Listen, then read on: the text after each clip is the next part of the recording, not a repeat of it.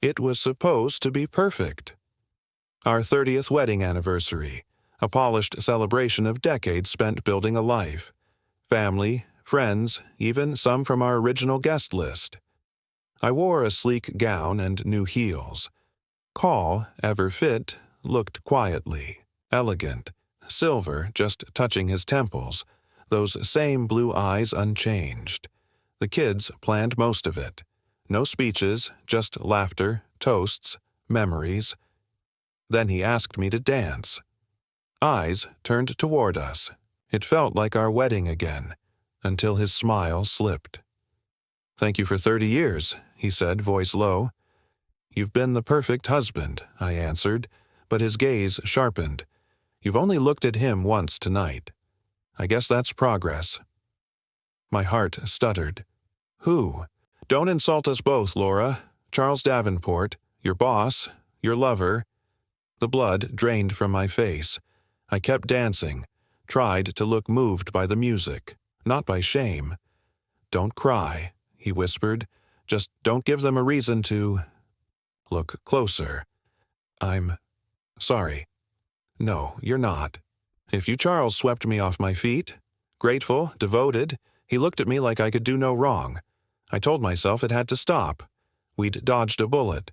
But the moment I pulled away, he made me laugh again, made me feel good. He wasn't like Cole.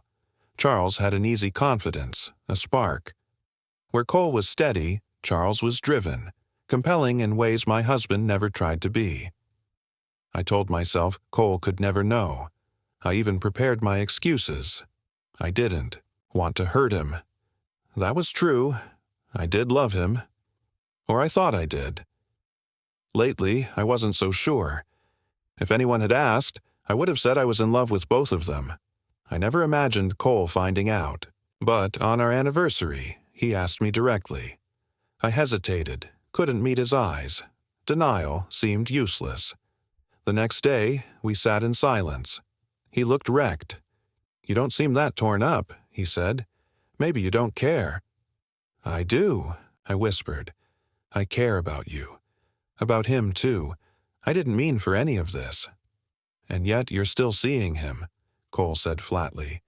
"You couldn't even stop for me." I tried to explain. Charles had been in a bad place. Depression, confusion, friendship turned emotional. Cole cut through it. "That business trip, just a cover, right?" I tried to deny it, but even I didn't believe my own words. "So, it's not an affair," he said, "just sleeping with another man." Got it. I reached for some form of truth. "It's not everything, Cole. We still have a good life. I've been better, more thoughtful." "You mean, since the affair? Amazing what cheating can do for your self-awareness."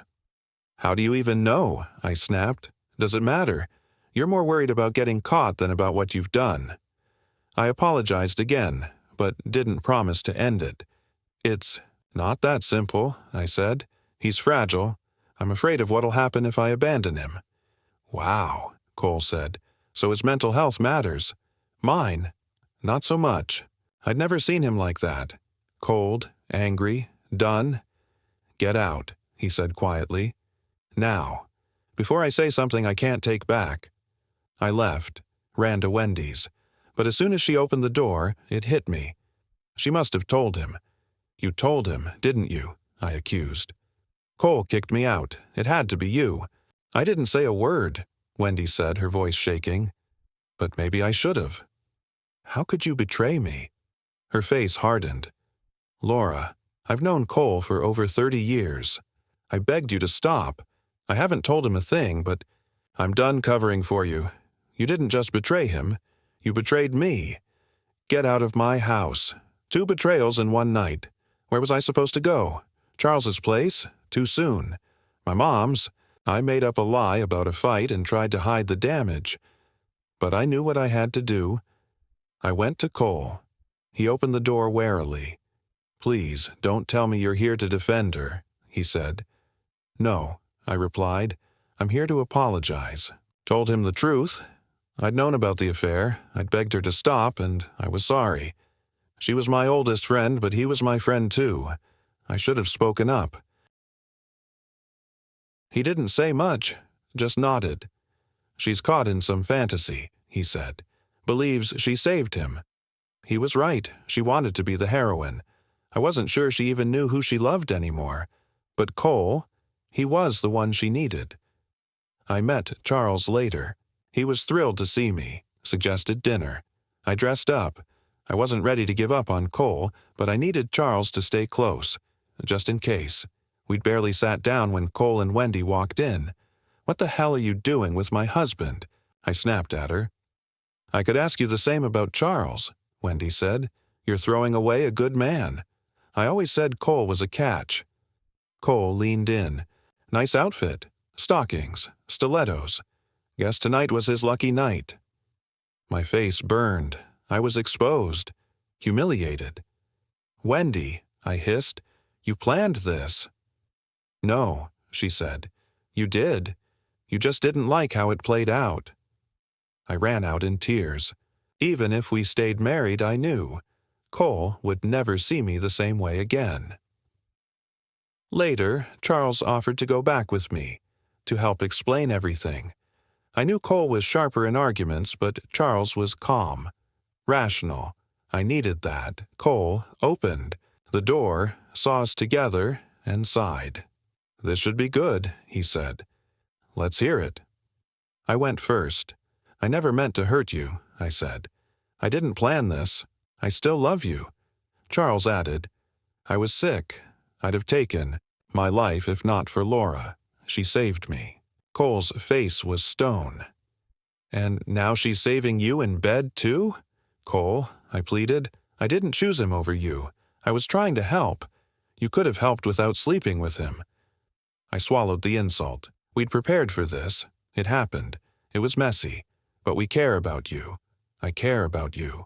And if you want a divorce, I won't fight it. I just want to do right by you and the kids." He looked at me. Quiet. Cold. "You built our perfect life on a lie," he said. I had no answer. Only silence.